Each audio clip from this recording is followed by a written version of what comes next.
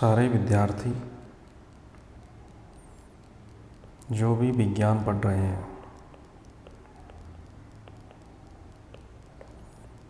यानी जो भी आप में से साइंस पढ़ रहे हैं वो 6 क्लास से लेकर और 10वीं क्लास तक का ये जो मैं आज टॉपिक पढ़ा रहा हूँ आपको, ये टॉपिक काफ़ी इम्पोर्टेंट है। इस टॉपिक का आपके जो नाम है वो है परमाणु। इसका जो बेसिक है वो मैं आज बता रहा हूँ आपको। बाकी स्ट्रक्चर वगैरह भी इसमें दे रखे हैं थोड़े बहुत, वो भी मैं आपको समझा रहा हूँ। पर परमाणु क्या होता है और ये हमारे कहाँ कहाँ काम आने वाला है, इसको बहुत अच्छे से समझ लो, क्योंकि ये तुम्हारे 6ठी क्लास से 10वीं क्लास तक दे रखा है। तो सारे विद्यार्थियों को ये वीडियो देखना है, चाहे वो किसी भी क्लास का हो। और अगर कोई आगे चल के साइंस लेना चाहता है तो उसे तो देखना ही देखना है, कि उसे केमिस्ट्री फिजिक्स में चीज़ें पढ़नी ही पड़ेगी। देखो, अब सबसे पहले हम देखते हैं कि अणु क्या है। हमारा जो टॉपिक है वो है आपके परमाणु, एटम। तो सबसे पहले जो टॉपिक हम देख रहे हैं वो है आपके कि अणु क्या है। किसी तत्व, अब तत्व आपके जैसे कि हाइड्रोजन है, हीलियम है, ये क्या है? ये तत्व है। किसी तत्व यौगिक का, या तो किसी तत्व का या यौगिक का। अब यौगिक क्या है? जैसे कि H2O पानी, इसमें 2 तत्व मिले हुए हैं, हाइड्रोजन और ऑक्सीजन, तो ये क्या हो गया आपके यौगिक।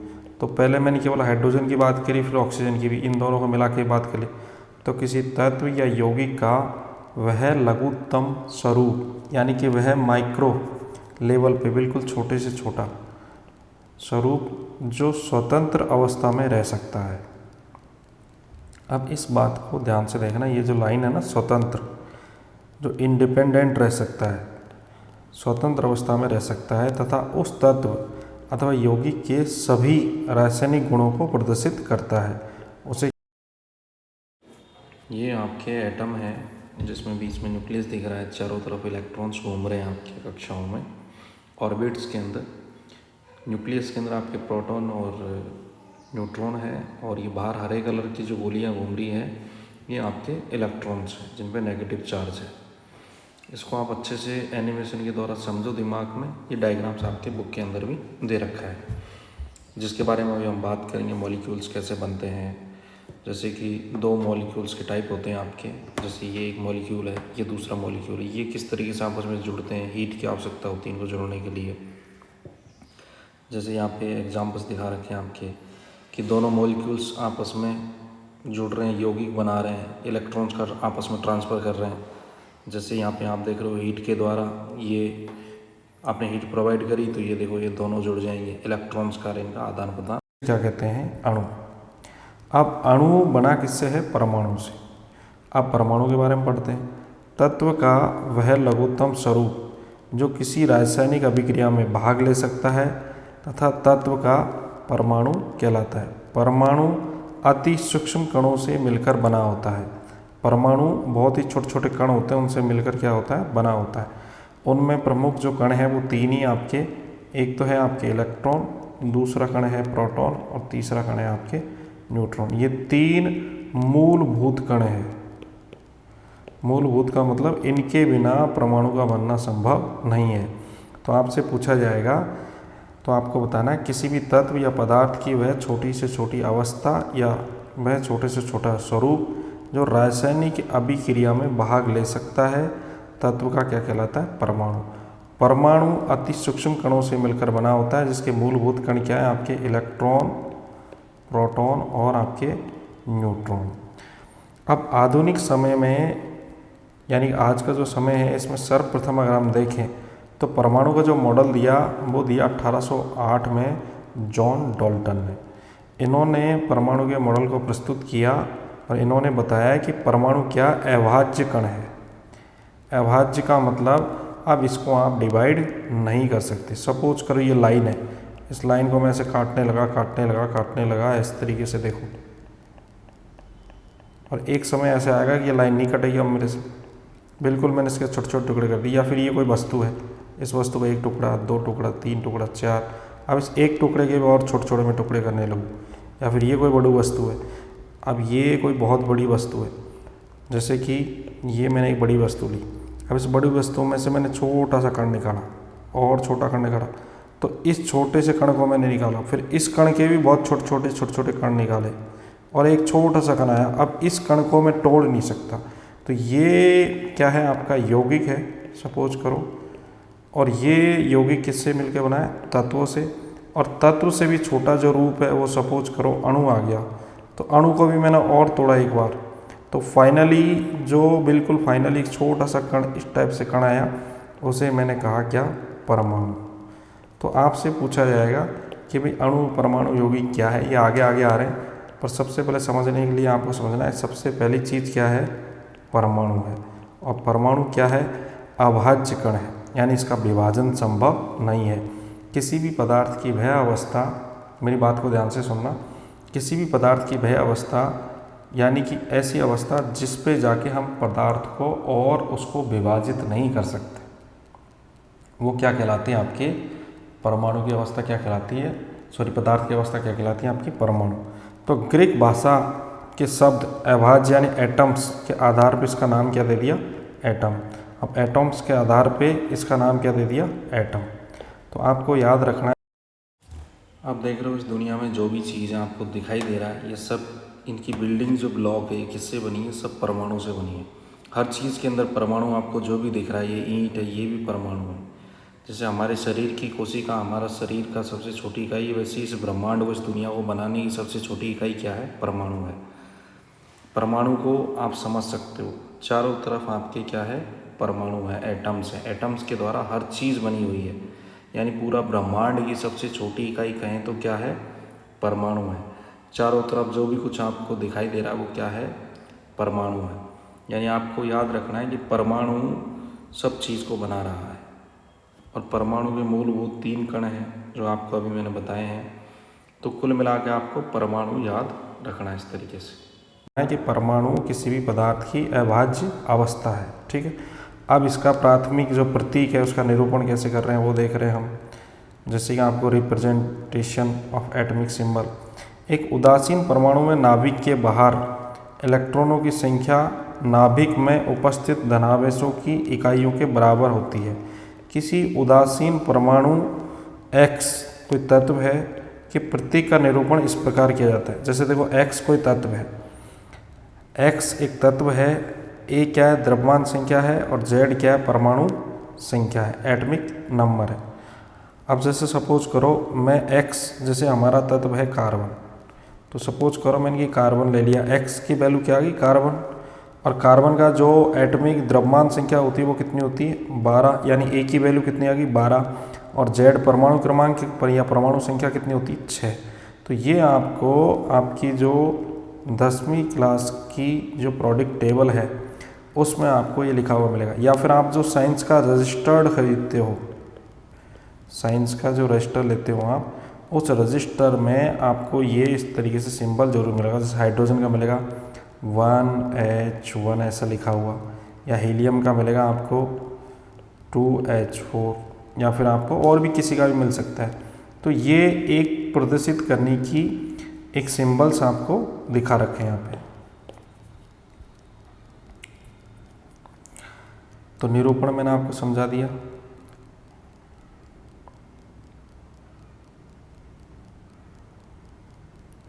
अब है आपके कि प्राथमिक निरूपण आपका हो गया। अब है परमाणविक यानी कि सब एटॉमिक पार्टिकल्स। अब परमाणु के साथ में यानी कुछ पार्टिकल्स हैं, उन्हें समझना है। जैसे इलेक्ट्रॉन क्या है, तो इलेक्ट्रॉन के बारे में समझना है आपको कि इलेक्ट्रॉन क्या है।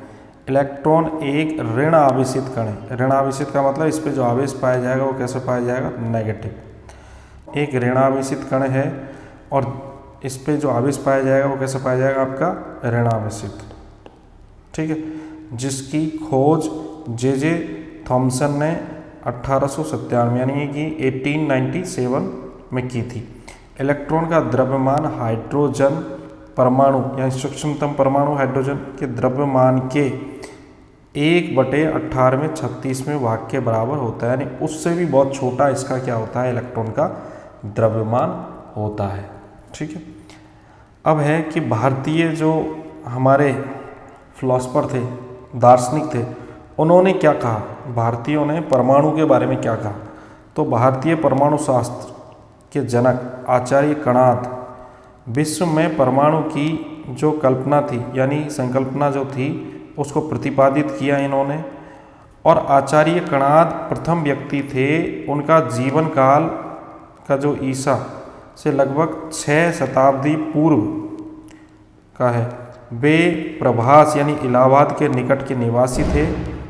उनके अनुसार ब्रह्मांड की प्रत्येक वस्तु परमाणु या अणु से बनी है। ये शाश्वत बिल्कुल सत्य है और अविनाशी कण है ये, यानी कि उन्होंने कहा कि ये शाश्वत है, वह अविनाशी है। परमाणु संयोजन करके विभिन्न अणुओं का निर्माण करते हैं। मैंने कहा ना कि परमाणु आपस में मिलकर क्या बनाएंगे, अणु निर्माण करते हैं। यदि 2 परमाणु मिलकर अणु बनाते हैं तो इसे द्विलक, यदि 3 परमाणु आपस में मिलकर अणु बनाते हैं तो इसे त्रिगुणक। वे विशेषिक सूत्र के लेखक थे। परमाणु के साइज का अनुमान भी लगाया गया उनके द्वारा। बुद्ध की जीवनी यानी कि ललिता विस्तार में भी परमाणु का साइज का अनुमानित किया गया है। अगर द्रव्य को विभाजित किया जाए, इन्होंने क्या कहा था, अब देखो इसकी इन्होंने जो बात करी, कणाद जो हमारे फिलोसफर थे, दार्शनिक थे हमारे, इन्होंने कहा क्या, अगर किसी द्रव्य को, द्रव्य का मतलब कोई पदार्थ है, अगर किसी पदार्थ को विभाजित किया जाए तो छोटे छोटे कण प्राप्त होंगे। बिल्कुल, हम किसी भी चीज़ को तोड़ेंगे तो उसके कण प्राप्त होंगे छोटे। अंततः का मतलब लास्ट में ऐसे सूक्ष्म कण प्राप्त होंगे कि जिनका पुनः विभाजन संभव नहीं होगा। इस अविभाज्य सूक्ष्म कण को उन्होंने क्या नाम दिया, परमाणु। यानी आपको यही समझना है जो इतनी देर से उसी को रिपीट किया गया कि यानी हम किसी भी चीज़ को तोड़ते जाएं, उसके टुकड़े करते जाएं, तो कितना भी तोड़ते जाओ, एक कंडीशन ऐसी आ जाएगी कि उसके और टुकड़े करना संभव नहीं है, और वही अविभाज्य यानी उसका डिवाइडेशन नहीं कर सकते। तो उस अवस्था को क्या कहोगे आप, द्रव्य या पदार्थ की अवस्था को क्या कहोगे, परमाणु। तो ये सबको समझ में आ गया होगा लगभग कि हमारे कणाद जो थे दार्शनिक फिलोसफर, उन्होंने क्या कहा। अब है कि परमाणु और अणु में अंतर क्या है, बहुत इंपॉर्टेंट है। यह परमाणु की बात करें, यह किसी तत्व का सूक्ष्मतम कण होता है, यह किसी पदार्थ का सूक्ष्मतम कण होता है। अब देखो बेटा, 2 चीज़ें कि तत्व से मिलकर क्या बनता है, पदार्थ बनता है। तो ये किसी पदार्थ का क्या होगा, बहुत छोटा कण होगा, जबकि ये किसी तत्व का क्या होगा, छोटा कण। अब तत्व क्या हो सकता है, जैसे कि हाइड्रोजन तत्व है, ऑक्सीजन तत्व है, नाइट्रोजन तत्व है। तो ये क्या है, तत्व है। तो इन तत्वों को आप अणु के रूप में कैसे देखो, जैसे देखिए ये हाइड्रोजन है। अब हाइड्रोजन प्लस हाइड्रोजन, ये दोनों क्या परमाणु है, पर अगर इनको एक साथ लिख दूँ मैं H2, तो ये क्या हो जाएगा, अणु हो जाएगा। ऐसे नाइट्रोजन प्लस नाइट्रोजन, ये क्या अलग अलग क्या है, परमाणु है, पर इनको एक साथ लिख दूँ मैं N2, तो ये क्या हो गया, अणु हो गया। इसी तरीके से ऑक्सीजन प्लस ऑक्सीजन, अगर इनको एक साथ लिख दूँ मैं तो ये क्या हो जाएगा, O2। तो ये क्या है, द्विलक क्या है, आपके अणु है।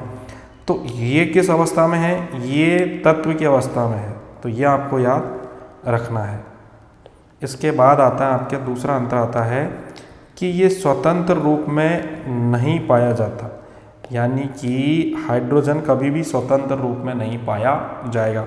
यानी कि अगर ये हाइड्रोजन है तो इसको दूसरे हाइड्रोजन के साथ मिलके हमेशा H2 की फॉर्म में रहना ही पड़ेगा, यानी कि स्वतंत्र रूप में इसका अस्तित्व नहीं है बेटा, यानी ये अकेला नहीं रह सकता, इसे किसी ना किसी रासायनिक अभिक्रिया में भाग लेना ही पड़ेगा।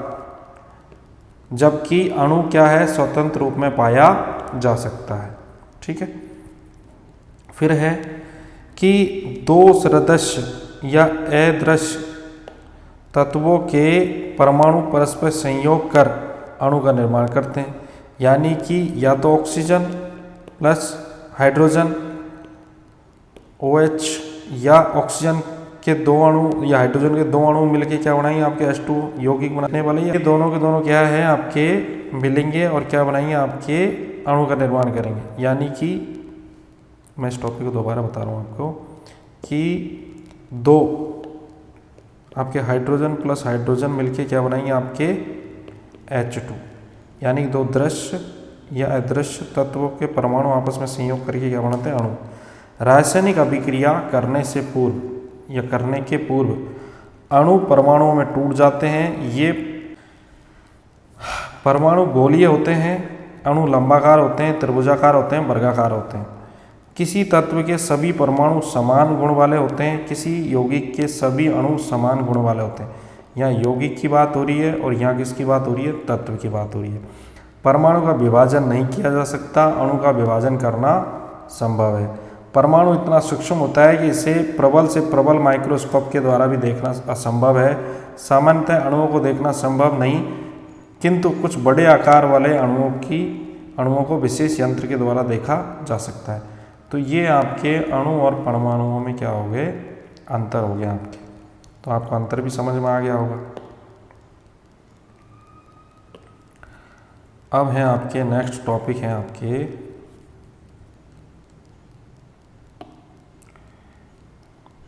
कि परमाणु के अंदर अस्थायी मौलिक कण क्या होते हैं। देखो, परमाणु के अंदर अस्थायी मौलिक तत्व का मतलब ये स्थायी नहीं है, ये अंदर रह भी सकते हैं, नहीं भी रह सकते, इधर उधर रहते हैं। तो सबसे पहला है पॉजिट्रॉन। ये इलेक्ट्रॉन का एक प्रतिकण है, यानी एंटी पार्टिकल। इलेक्ट्रॉन जैसा पार्टिकल है, उसका एंटी पार्टिकल है। इसमें इलेक्ट्रॉन के बराबर धनावेश पाया जाता है, इलेक्ट्रॉन पे क्या पाया जाता है, ऋणावेश। लेकिन ये एंटी का मतलब उसका उल्टा है। इस कण की खोज एंडरसन ने की थी 1932 में। यानी कि जो तीन मूलभूत कण हैं आपके, इलेक्ट्रॉन, प्रोटॉन और न्यूट्रॉन, उनके अलावा जो कण हैं उनकी बात कर रहे हैं हम। तो आपको याद रखना है कि पॉजिट्रॉन भी परमाणु में ही पाया जाता है और इसका अस्थायी यानी कि टेम्परेरी फंडामेंटल पार्टिकल है आपके। फिर है आपके न्यूट्रिनो। अब न्यूट्रिनो ये लगभग द्रव्यमान रहित, यानी इसमें द्रव्यमान नहीं होता और आवेश रहित कण होता है। इस कण की खोज भी 1932 में हुई। इसकी जो खोज की वो करी किसने, पाउली ने। ठीक है। अब है आपके एंटी न्यूट्रिनो। ये न्यूट्रिनो का प्रतिकण होता है, यानी उसका उल्टा होता है। इसकी खोज की थी फर्मी ने। ये कब की थी, 1934 में। केवल ये डाटा है, आपको याद रखना है। फिर आपके मैसॉन, ये जापान के वैज्ञानिक थे, हिडेकी युकावा। युकावा के नाम से जानते हैं सर। इसके द्वारा इसकी खोज 1935 में की गई। यह पाई, Mason pi plus, pi minus और पाई जीरो के प्रकार के होते हैं। यही कण नाभिक के स्थायित्व के लिए उत्तरदायी माने जाते हैं। यानी कि नाभिक के अंदर जो पॉजिट्रॉन वगैरह नाभिक के अंदर जो आपके प्रोटॉन वगैरह है, उनके साथ ये कण पाए जाते हैं, जिसके कारण क्या है कि ये नाभिक के स्थायीकरण का कारण बनते हैं। फिर हैं आपके फर्मियन। ये दो प्रकार के होते हैं, जिन्हें लेप्टॉन या क्वार्क कहा जाता है। अब ये काफ़ी इंपॉर्टेंट है, क्वार्क। ऐसा माना जाता है या माना जा रहा है कि महाविस्फोटक यानी बिग बैंग के समय ये कण उपस्थित थे। लेप्टोनों से इलेक्ट्रॉन का, जबकि क्वार्कों से प्रोटॉन व न्यूट्रॉन का निर्माण हुआ है। तो इन दोनों को मिला के क्या बोलते हैं, फर्मियन बोलते हैं। तो बेटा बिग बैंग क्या है, एक शब्द आया आपके big bang theory. Big bang का मतलब ये है कि बहुत ही कम समय में एक बहुत बड़ा एक्सप्लोजन हुआ। एक्सप्लोजन का मतलब एक विस्फोटक हुआ और उस विस्फोटक से कुछ कण बाहर आए, जिससे परमाणु अणु वगैरह बने। तो आपको याद रखना है कि महाविस्फोट जब हुआ था, जब ये बनी थी, पूरा सौरमंडल बना था, तो उस समय जो कण उपस्थित थे वो थे लेप्टॉन। लेप्टॉनों से बने थे इलेक्ट्रॉन और क्वार्क कणों से बने थे आपके प्रोटॉन और न्यूट्रॉन। फिर आपके बोसॉन कण, जो मैंने आपको बता ही दिया था पहले के वीडियोज़ में, है कि आइंस्टीन तथा भारत के वैज्ञानिक सत्येंद्रनाथ बोस के नाम पे इस बोसॉन का नाम रखा गया है। ये बलवाहक यानी कि फोर्स कैरियर कण होते हैं। ये फोटोन या आपके ग्लूऑन या ग्रेविटॉन प्रकार के होते हैं। तो आपको केवल ये शब्दों को याद रखना है, इसमें ज़्यादा आपको याद नहीं रखना, क्योंकि ये हमारी बुक से थोड़ा हायर स्टडीज़ के हैं, पर आते हैं, ये भी आते हैं आपके। अगर आप किसी कंपटीशन एग्ज़ाम की तैयारी करोगे आगे, तो आपको काम देंगे। फिर हैं आप छोटी मोटी कुछ चीज़ हैं, जैसे कि प्रोटॉन एक धनावेशित कण है, धनावेश से युक्त है। इसका आवेश इलेक्ट्रॉन के आवेश के बराबर किंतु विपरीत होता है। अब इलेक्ट्रॉन पे तो कौन सा होता है नेगेटिव, और प्रोटॉन पे कौन सा आवेश होता है पॉजिटिव आवेश। ठीक है, प्रोटॉन का द्रव्यमान हाइड्रोजन के परमाणु के द्रव्यमान के लगभग कितना होता है बराबर होता है, जबकि इलेक्ट्रॉन का द्रव्यमान कितना था हाइड्रोजन के द्रव्यमान के 1/1800 और कुछ मान दे रखा था आपके, जैसे इसमें मैंने बताया आपको, यहाँ पे देखो आपके मान दे रखा था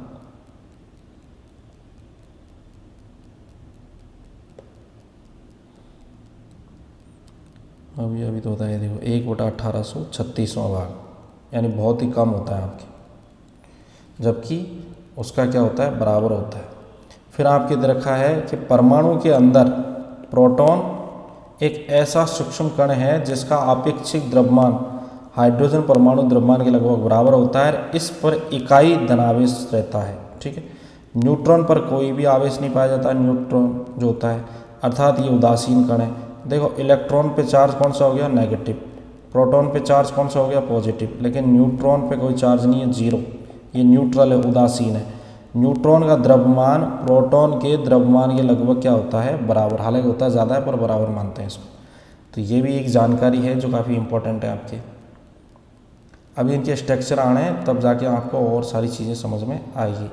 इसी आधार पे थॉमसन ने यह निष्कर्ष दिया कि परमाणु अभाज्य कण है और इलेक्ट्रॉन परमाणु की संरचनात्मक इकाई है। इलेक्ट्रॉन क्या है परमाणु की, यानी कि जो इलेक्ट्रॉन है वो परमाणु की क्या है संरचनात्मक इकाई है। जैसे परमाणु है तो उसकी संरचनात्मक इकाई कौन है आपके इलेक्ट्रॉन है। जैसे हमारे शरीर की कौन है कोशिका है, तो आपसे ये भी क्वेश्चन पूछे जा सकते हैं। फिर प्रोटॉन के इलेक्ट्रॉन की बात होगी, अब बात आ रही है आपके प्रोटॉन की। अब प्रोटॉन की बात करें तो प्रोटॉन की जो खोज हुई है वो 1886 में एक जर्मन भौतिक वैज्ञानिक थे यूजीन गोल्डस्टीन ने कैनाल किरणों की खोज की और बताया कि ये किरणें धनावेशित कणों यानी पॉजिटिवली चार्ज पार्टिकल से निर्मित होती है। वर्ष 1919 में अर्नेस्ट रदरफोर्ड ओनली, ये आपको रदरफोर्ड करना है आपको, कि रदरफोर्ड ने अपने प्रयोगों से सिद्ध किया कि परमाणु के केंद्र में धनावेशित कणों का सकेंद्रण होता है, यानी ये जो परमाणु होता है उसके केंद्र में उसके बीचों बीच क्या होते हैं आपके धनावेशित कण होते हैं। रदरफोर्ड ने इन कणों को प्रोटॉन नाम दिया और इस प्रकार धनावेशित कणों के रूप में प्रोटॉन की खोज गोल्डस्टीन द्वारा की गई, जबकि परमाणु के नाभिक में प्रोटॉन उपस्थित है इसकी खोज किसने करी रदरफोर्ड ने। तो ये वैज्ञानिकों के बीच में थोड़ा सा मतभेद ही रहा कि भाई किसके लिए कहा जाए कि प्रोटॉन की खोज किसने की। तो आपको याद रखना है कि प्रोटॉन की खोज करता तो गोल्डस्टीन ही है, लेकिन इसी चीज़ को कि ये प्रोटॉन पाए कहाँ जाते हैं इसको समझाने वाला कौन था रदरफोर्ड। फिर आता है तीसरा आपके न्यूट्रॉन। अब न्यूट्रॉन की खोज 1932 में एक ब्रिटिश भौतिक वैज्ञानिक थे, एक फिजिसिस्ट थे जिनका नाम था जेम्स चैडविक ने न्यूट्रॉन हाइड्रोजन के अतिरिक्त अन्य सभी परमाणुओं के नाभिक में प्रोटॉन के साथ संयोजित रहता है, क्योंकि हाइड्रोजन का तो क्या होता है 1/1 ही होता है, यानी एक ही उसमें इलेक्ट्रॉन है एक उसमें प्रोटॉन, तो न्यूट्रॉन होते नहीं है। इसलिए कहा गया कि हाइड्रोजन को छोड़ के बाकी सभी के नाभिक में क्या होते हैं आपके न्यूट्रॉन भी होते हैं। न्यूट्रॉन एक विद्युत उदासीन कण है, अर्थात इस पर शून्य आवेश होता है, परंतु इसका द्रव्यमान प्रोटॉन के द्रव्यमान के लगभग क्या होता है बराबर होता है आपके। फिर है आपके थोड़ा सा आपको एक साथ समझा रहे हैं कि भाई कौन ने किसकी खोज करी, एक रिवीजन हो रहा है। अब यहाँ पे 1 मीटर से लेके 1 फर्मी मीटर तक, फर्मियन तक आप देखोगे कि डिस्टेंस कैसे मापते हैं। जैसे एक हमारा हेयर है, बाल है, अब इस बाल के अंदर जैसे कि 100 माइक्रोमीटर है, इससे भी छोटा जैसे आपके सेल स्ट्रक्चर है, कोशिका इतनी छोटी होती है, जैसे 10 आपके माइक्रोमीटर की है ये, उससे भी छोटा अब और भी पार्टिकल है, जैसे कि मैक्रोफाइबर 1 माइक्रोमीटर का है, और छोटा हो गया, मीटर से बहुत छोटा ही है। इसका भी हम देखें तो यहाँ पे माइक्रोफाइब्रल 10 नैनोमीटर का, यानी कि बहुत ही छोटा, नैनो का मतलब होता है बहुत स्मॉल पार्टिकल्स। ये आपके प्रोटोफाइबर 2.8 नैनोमीटर का। अब ओनली 2 नैनोमीटर का आपका क्रेटीन एक प्रोटीन का पार्टिकल है, क्रेटीन एक प्रोटीन होती है, अब ये प्रोटीन भी किससे बनी है? अब परमाणु स्तर पर हम जाएंगे, तत्व जैसे कार्बन, ऑक्सीजन, नाइट्रोजन, सल्फर आपको दिख रहा है। अब ओनली कार्बन की बात करेंगे तो यहाँ पे देखो, यानी क्रिएटिन को इतनी सारी तत्वों ने मिलकर बनाया। अब ओनली कार्बन की बात करें तो कार्बन के अंदर क्या देख रहे हो कि कार्बन के अंदर न्यूक्लियस दिखेगा, इलेक्ट्रॉन ऑर्बिट दिखेंगे, इलेक्ट्रॉन की कक्षाएँ दिखेंगी। तो कुल मिला के हम फाइनली कहाँ पहुँच गए? परमाणु के पास। लेकिन परमाणु की साइज़ देखो कितनी घट गई है, यानी 1 मीटर कितना बड़ा होता है, आपने देखा 1 मीटर बड़ी साइज़ है। लेकिन न्यूक्लियस की साइज़ देखो आप 1 फर्मी मीटर, बहुत छोटी, जो आपको दिखाई नहीं दे सकती आंखों से। आपको पता है न्यूक्लियस के अंदर प्रोटॉन और न्यूट्रॉन्स होते हैं। ये प्रोटॉन है और आपको न्यूट्रॉन दिखाई दे रहे हैं आपको। तो इस तरीके से हम डिस्टेंस को भी देख सकते हैं कि एटम्स के अंदर जो दूरी है, परमाणु का आकार है, वो कितना छोटा है। क्वार्क पार्टिकल अप और डाउन दोनों चीज़ें दिख रही है। अब यहाँ पे 2 हैं, अब ये क्या एटम्स है, पर दोनों मिल गए तो मॉलिक्यूल्स बन गए। 2 अलग अलग एटम्स मिले, जल बन गया आपके ऑक्सीजन, हाइड्रोजन, आपका क्यूब रिवीजन। यहाँ पे देखो, जैसे कि इलेक्ट्रॉन, प्रोटॉन, न्यूट्रॉन के गुणों की तुलना भी हो रही है। जैसे गुण, इलेक्ट्रॉन की खोज किसने करी? जे थॉमसन, ये रे 1897। प्रोटॉन इलेक्ट्रॉन को ई से प्रतिशत करते हैं, स्मॉल ई से, इसको पी से और इसको एन से। प्रोटॉन की खोज यूजीन गोल्डस्टीन ने करी 1886 में, और इस प्रोटॉन के कारण परमाणु धनाभिसित होता है, ये समझाया किसने? रदरफोर्ड ने। और न्यूट्रॉन की खोज करी 1932 में किसने? जेम्स चैडविक ने। तो परमाणु की स्थिति, यानी परमाणु के नाभिक के चारों ओर इलेक्ट्रॉन क्या है? चक्कर लगाते हैं। जैसे कि ये परमाणु है और इसके चारों ओर ये जो कक्षाएं हैं, इन कक्षाओं में चारों ओर चक्कर कौन लगा रहा है? आपके इलेक्ट्रॉन। और परमाणु के नाभिक में, यानी कि बीचों बीच कौन रहता है? प्रोटॉन रहता है। और ये भी कहाँ रहता है? परमाणु के नाभिक में। फिर है आपके इनके चार्ज के बारे में कि किस पे कितना चार्ज पाया जाता है। तो जैसे हम बात करें कि आवेश, चार्ज जो पाया जाता है 1.6 × 10⁻⁻19 कूलाम ऋणावेशित या -1 ऋणावेशित चार्ज पाया जाता है किस पे? इलेक्ट्रॉन पे। और यही चार्ज माइनस में न पाके किस में पाया जाता है? पॉजिटिव, यानी कि प्रोटॉन पे। सेम टू सेम है पूरा मान। और इस पे कोई भी चार्ज नहीं पाया जाता किस पे? न्यूट्रॉन पे। द्रव्यमान कितना है इसका? इसका द्रव्यमान है इलेक्ट्रॉन का हमारा 9.109 × 10⁻31 kg, किलोग्राम। और इसका क्या है? 1.6726 × 10⁻27। अब देखो माइनस में ये वैल्यू ज़्यादा है, यानी कि इसका वजन जो है, द्रव्यमान है, वो क्या कम है, इसका ज़्यादा है। क्योंकि माइनस में देखो यहाँ 27 है, यहाँ कितनी है? 31। तो इसका माइनस ज़्यादा है, यानी इसका वजन कम, इसका माइनस कम, यानी इससे ज़्यादा है इसका वजन। और इनका तो लगभग तुम सिमिलर ही मान सकते हो दोनों का। तो ये आपके इलेक्ट्रॉन प्रोटॉन के बारे में एक शॉर्ट रिवीजन भी मिल गया आपको। अब देखो आप चीज़ों को कैसे समझते हो। देखो यहाँ पे समझा रखी सारी चीज़ें कि सबसे पहले अगर हम बात करें तो ये देखो, ये हमारा कोई भी वस्तु है, जैसे कोई भी हमारा क्या है? पदार्थ। अब हम कहेंगे भाई पदार्थ किससे मिलके, यहाँ पे स्टार्टिंग में आपने जो देखा था न्यूक्लियस, बीच में क्या है आपके? न्यूक्लियस है, और बाहर क्या है आपके? इलेक्ट्रॉन्स है। तो प्रोटॉन, न्यूट्रॉन्स हीलियम के अंदर 2-2 पाए जाते हैं। तो एटॉमिक मास यूनिट क्या होगी? टोटल 4 होगी, यानी इसका बना हुआ है परमाणु से। तो यहाँ पे लिख दिया, देखो परमाणु लिखा हुआ है। अब भाई परमाणु के अंदर क्या क्या पाए जाते हैं? बोले भाई देखो परमाणु के अंदर एक तो पाया जाता है नाभिक। तो ये रहा नाभिक बीचों बीच में, इसे कहते हैं परमाणु का क्या? नाभिक कहते हैं। और भाई ये क्या है बाहर? बोले ये इसका कक्षाएँ हैं। बोले इन कक्षाओं में घोड़े से क्या देख रहे हैं? बोले ये इलेक्ट्रॉन है। तो बोले नाभिक में कौन रहता है? बोले नाभिक में 2 चीज़ें रहती है। एक तो नाभिक में कौन रहता है?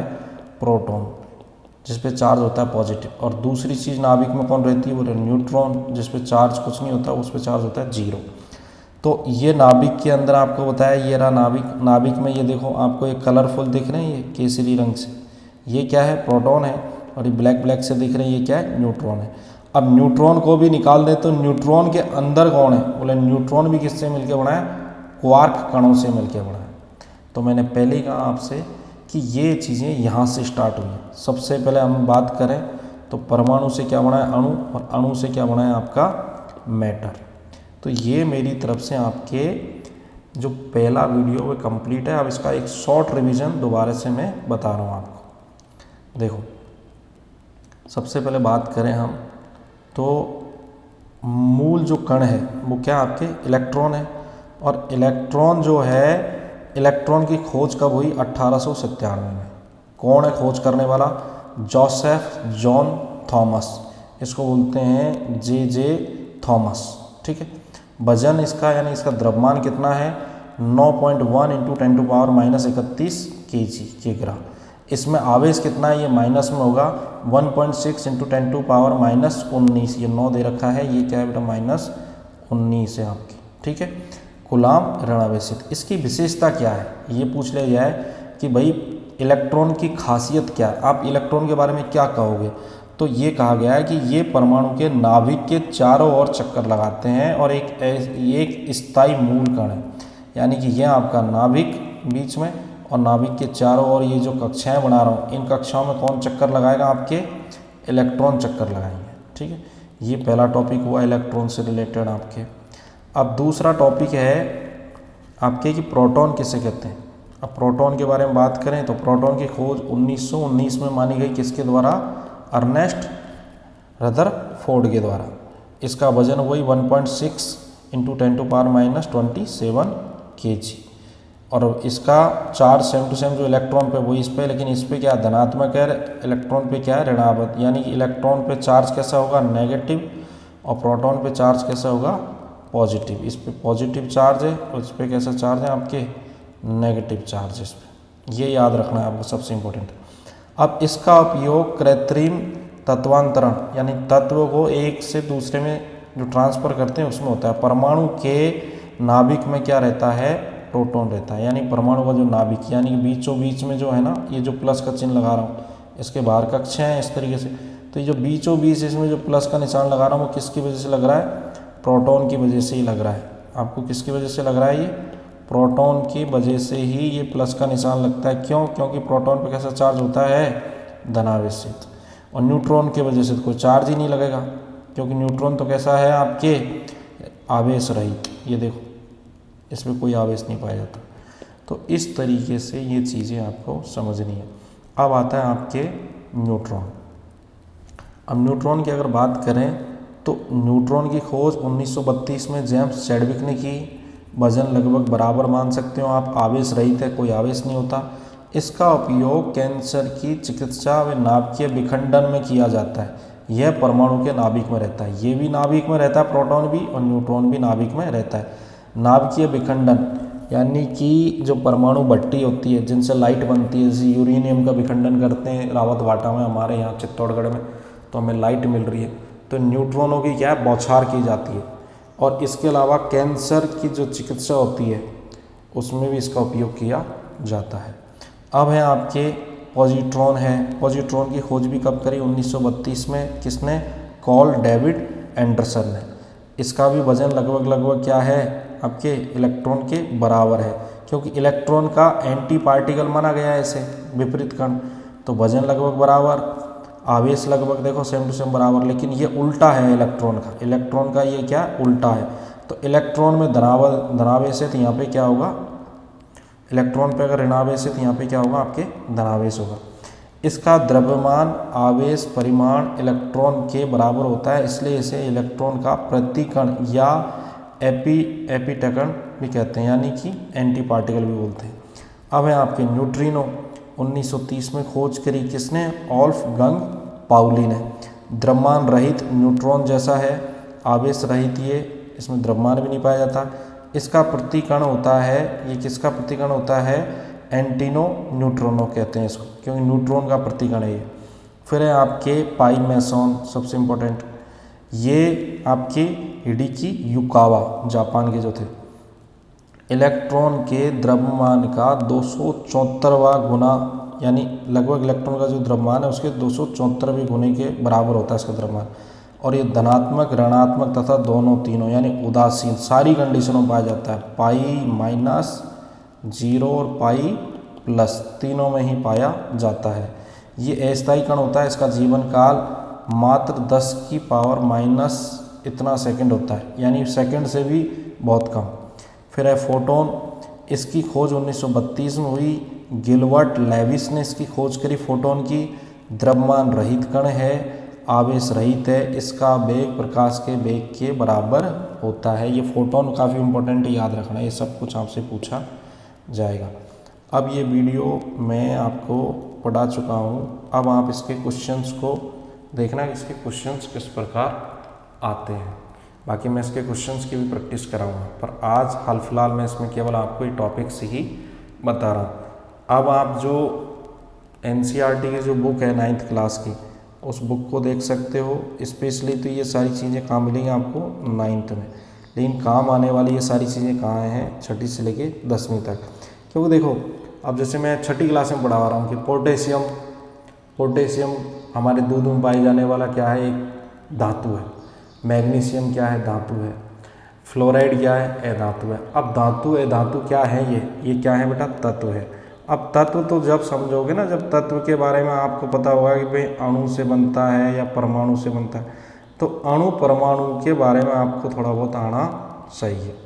तो मैं ये बोल रहा हूँ कि सारे स्टूडेंटों को ये लिखने की ज़रूरत नहीं है, केवल इसको लिखेगा कौन, 9th क्लास के बच्चे, और पढ़ेंगे सभी, और छोटे छोटे नोट्स हल्के फुल्के सभी बनाएंगे। उसको ये जानकारी होनी चाहिए कि इलेक्ट्रॉन पे कौन सा चार्ज होता है, नेगेटिव, प्रोटॉन पे कौन सा होता है, पॉजिटिव, न्यूट्रॉन पे कौन सा होता है, कोई चार्ज नहीं होता, इनका परमाणु द्रव्यमान कितना होता है, इनके चार्जेस का मान कितना होता है, इनकी स्थिति क्या है, ये परमाणु में नाभिक में कौन कौन पाया जाता है, प्रोटॉन पाया जाता है, न्यूट्रॉन पाया जाते हैं, इलेक्ट्रॉन नाभिक में कहाँ पाए जाते हैं, उसकी कक्षाओं में चक्कर लगाते हैं। तो ये सारे क्वेश्चन, इलेक्ट्रॉन की खोज किसने करी, जे थॉमस ने, न्यूट्रॉन की किसने करी, जेम्स चैडविक ने, रदरफोर्ड ने कौन सा काम किया, ये सब कुछ आपको पता होना चाहिए। पदार्थ किससे बना है।